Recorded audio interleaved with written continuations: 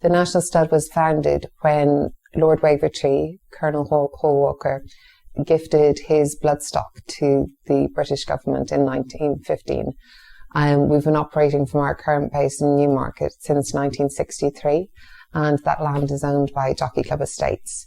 So when the stud has historically been managed by the Levy Board, but then the business was sold to the Jockey Club in 2008, which was a real landmark moment in our history. So as the National Stud, and how are we different to other commercial stud farms? We do run a commercial stud business where we do provide all of those stud services like foaling, consignment, boarding, sales prep, and standing stallions. But we also run an education program alongside our everyday stud business. And so we're proactively recruiting and training the workforce of the future for the thoroughbred industry. We also run public tours through our partner Discover Newmarket, and community engagement is a big part of our business and what we're here to do. So to really showcase the industry to a wider audience and to bring people in at that real base level to see where thoroughbreds come from and how the building blocks are laid. Having Stradivarius join the roster for 2023 it's been really exciting, but it's also taken over our lives completely. He's obviously a modern racing icon.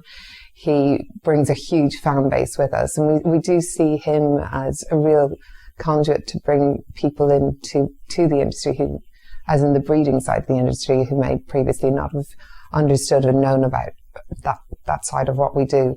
Alongside that, it's also managing his stud career.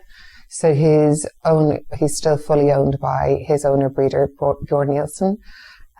He's a son of See the Stars, so he carries that whole line through, and to have a son of See the Stars here on our roster is very exciting for us.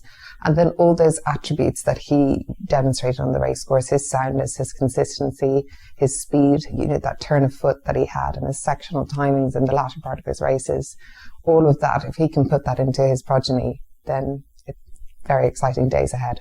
Stud year is split into two parts.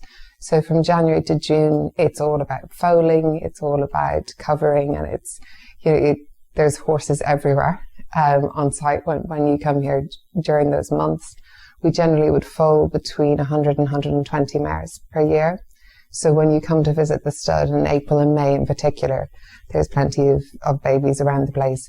Then when we move into July, August, September, it's sales prep time. So the yearlings are coming in from the paddocks. They're generally a bit grumpy about that because, they'd much rather be out being hairy and messy in the fields.